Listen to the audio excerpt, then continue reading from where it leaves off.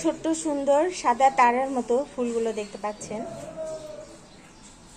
ফুল, পাতা, কলি, কেশর, এদেরকে বলে গিমা শাক।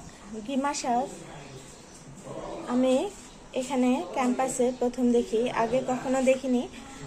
আর এটা যে খাওয়া যায়, যদিও এর পাতা তিতার কিন্তু উপকারী। সাধারণত যেগুলো তিতার স্বাদের হয়ে থাকে সেই উদ্ভিদগুলো কিন্তু উপকারী হয়।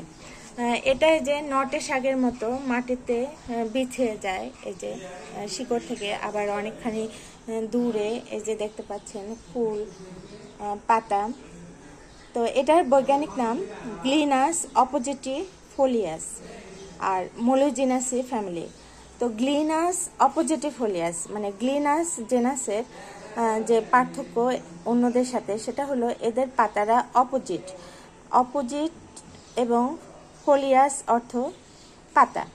তো এদের পাতারা অপোজিট মানে অবস্থানে, এদের অপোজিট পজিশনে থাকে জন্য এদের নাম অপোজিটিফোলিয়াস।